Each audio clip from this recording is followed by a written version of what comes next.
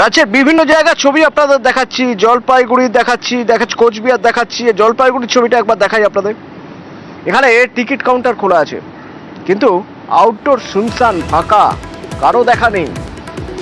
এখান থেকে রয়েছে প্রতিনিধি শান্তনু। তাহলে যাদের জরুরি ওষুধ প্রয়োজন, যাদের চিকিৎসকের সঙ্গে অ্যাপয়েন্টমেন্ট জরুরি, যে করেই হোক দেখা করতে হবে, সমস্যার কথা বলতে হবে, তারা তাহলে এবারেই সরকারি হাসপাতাল সেরে কোন দিকে যাচ্ছেন, কোথায় যাচ্ছেন তারা? দেখো, এই নিয়ে কিন্তু রোগীদের মধ্যে দেখা গেল একটা ক্ষোভের বাতাবরণ। কারণ সকাল থেকে কিন্তু তারা দূর দূরান্ত থেকে এসেছিলেন। কোচবিহার জেলা বদ্রিবাড়ি চ্যাংড়াবান্ধা থেকে যেমন এসেছিলেন, তেমনি মালবাজার এবং ধূপগুড়ি থেকেও প্রচুর রোগী এসেছিলেন তারা চিকিৎসা করাবেন বলে। বিভিন্ন মহিলারা এসেছিলেন তাদের সমস্যা নিয়ে, বাচ্চাদের নিয়ে এসেছিল, তাদের মায়েরা এবং বয়স্করাও এসেছিলেন। তারা জানতেন যে আউটডোর পরিষেবা অন্তত চালু থাকবে, কিন্তু দেখা গেল আজকে ছবিটা একেবারেই অন্যরকম। অন্যান্য দিন যেরকম মেডিকেল কলেজ কর্তৃপক্ষ চেষ্টা চালাতেন আউটডোর গুলোতে সিনিয়র ডাক্তারদের নিয়ে এসে যাতে কোনোভাবে পরিষেবা চালু করা যায়, কিন্তু আজকে সেই রকম ছবিটাও দেখা গেল না। প্রতিটা আউটডোর কিন্তু বন্ধ ছিল সকাল থেকে। টিকিট কাউন্টারে যারা কর্মী থাকেন, যারা টিকিট দিয়ে দেন চিকিৎসা করানোর জন্য, সেই কাউন্টারেও কর্মীরা ছিলেন না। আউটডোর গুলো পুরো ফাঁকা, কোথাও তালা মারা, এবং তার ফলে প্রচুর রোগী, বিশেষ করে সুপার স্পেশালিটি এবং সদর, যেটা মেডিকেল কলেজের অন্তর্গত, দুটো হাসপাতালে প্রায় 1000-এর বেশি রোগী কিন্তু এসে আজকে ফিরে গেলেন। এবং হাসপাতাল কর্তৃপক্ষ যেটা বলছেন যে জরুরি পরিষেবা চালু রয়েছে, কিন্তু জরুরি পরিষেবায় সকলের পক্ষে চিকিৎসা নিতে যাওয়া সম্ভব না। অনেকে আউটডোর না দেখে ফাঁকা বন্ধ রয়েছে হাসপাতালে, এরকমটা ঘটে নিয়ে কিন্তু অনেক রোগী ফিরে গেলেন। তাদেরকে নিয়ে যাওয়ার জন্য বিকল্প চিকিৎসার ব্যবস্থা যে রয়েছে সেটা বলার মতন কোন একটি লক্ষ্য খুঁজে পাওয়া যায়নি। তার ফলে রোগী এবং তাদের আত্মীয়রা কিন্তু ধন্যবাদ শান্তনু। ডাক্তার নাকি বসবেন না, কারণ জানা আছে? কারণ তো বলেননি উনি। কোন ডাক্তার দেখাতেন? স্বপন ডাক্তার। এখানে বলবে বন্ধ হবে না, বুধবারে এসে ফিরে গেলাম যে শনিবার আসো না, আজকেও বন্ধ। কি করবো, এই ঘুরে ঘুরে তাহলে পয়সা খরচ। কাউন্টার বন্ধ, টিকিট দিচ্ছে না। আচ্ছা, এখন কি ইমার্জেন্সি? হ্যাঁ, এখন ইমার্জেন্সিতে দেখাবো বাচ্চা। ঠিক, কোথা থেকে এসেছেন আপনি? আমি তালমার থেকে এসেছি। টিকিট কাউন্টার বন্ধ আছে শুনছি, আবার ডাক্তাররা বসছেন না আউটডোরে, এটাই দেখে ঘুরে চলে যাচ্ছি এখন।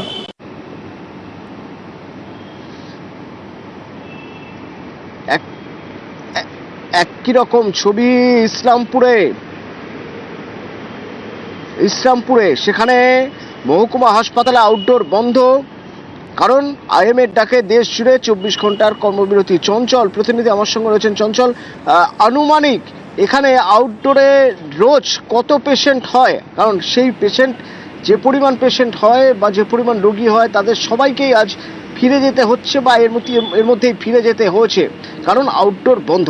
চঞ্চল, দেখো অতনুদা, তোমাকে জানিয়ে রাখি যে ইসলামপুর যে মহকুমা হাসপাতাল রয়েছে, এই হাসপাতালে উক্ত নির্ভরশীল রয়েছে ইসলামপুর মহকুমার যে 4টি বিধানসভা, অর্থাৎ চোপড়া, গল্পকোর, চাকুলিয়া এবং ইসলামপুর। এই 4টি বিধানসভার মানুষ কিন্তু এই হাসপাতালের উপরে নির্ভরশীল, এবং প্রতিদিন হাজার হাজার রোগী কিন্তু আউটডোরে তারা দেখাতে আসেন চিকিৎসকদের। তবে আইএমএ ডাকা যে ধর্মঘট কর্মবিরতির যে ডাক দিয়েছে, এবং সারা দেশের পাশাপাশি কিন্তু আজকে ইসলামপুরেও কিন্তু আউটডোর পরিষেবা বন্ধ রয়েছে, এবং এই আউটডোর পরিষেবা বন্ধ থাকাতে কিন্তু রোগীদের আগে হাতে ফিরতে হয়েছে।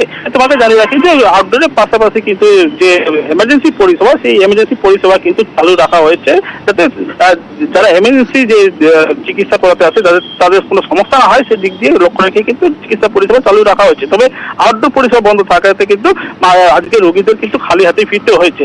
তবে এই যে ঘটনা, এই ঘটনা নিয়ে কিন্তু যে রোগী এবং রোগী পরিজনেরা তারাও কিন্তু তীব্র নিন্দা জানিয়েছেন, এবং যারা দোষী রয়েছে তাই সেই দোষীদের কিন্তু দৃষ্টান্তমূলক শাস্তিরও দাবি তুলেছেন। ধন্যবাদ।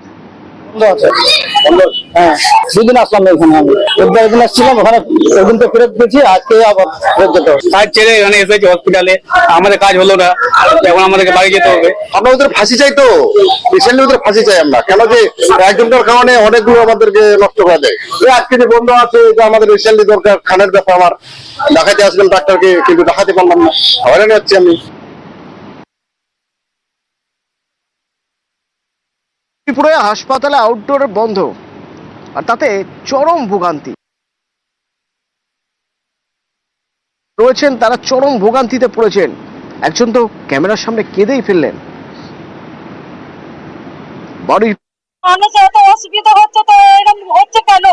এই তো যন্ত্রণা জ্বালা চিরদিন নিয়ে এসেছি, ডাক্তার দেখাচ্ছি, ডাক্তার নিয়ে তো কি করবো? কোথায় যাবো? আমরা গরিব মানুষ, কোথায় যাবো?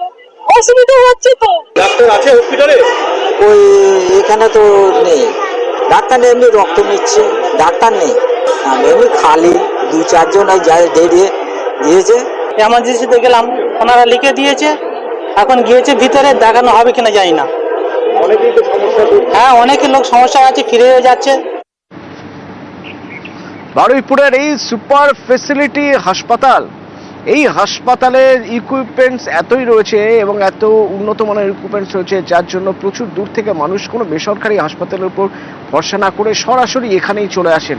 এরকম অনেক মানুষও রয়েছেন, কিন্তু এসে কি হবে? আজ তো কর্মবিরতি, আজ তো কোনোভাবেই কাজ হবে না। তো সমস্যা এখানেই যে যারা ভরসা করে হাসপাতালে ছুটে আসছেন তাদের ফিরে যেতে হচ্ছে। অর্পণ প্রতিনিধি আমার সঙ্গে রয়েছেন। অর্পণ, আনুমানিক দিনে এখানে আউটডোরে কতজন রোগী চিকিৎসা পরিষেবা পান?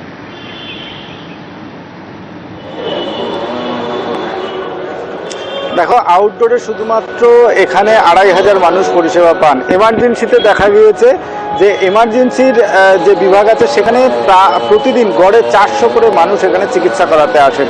এবং তুমি জানবে, জেলার একমাত্র সুপার ফেসিলিটি হাসপাতালের মধ্যে যারা সুন্দরবন বেষ্টিত যে জায়গা রয়েছে, কলকাতা শহরে যে কোনো বড় হাসপাতালে যাওয়ার আগেই এই হাসপাতালটা পড়ে। এবং এই হাসপাতালের পরিকাঠামো তুমি যেমন বলছিলে যে প্রত্যেকটি বিষয়ের উপরে এখানে চিকিৎসা হয়, চোখ থেকে শুরু করে মাথার ব্রেন থেকে শুরু করে সমস্ত অঙ্গের এখানে চিকিৎসকরা আলাদা আলাদা ডিপার্টমেন্ট রয়েছে এবং সেখানে চিকিৎসা হয়।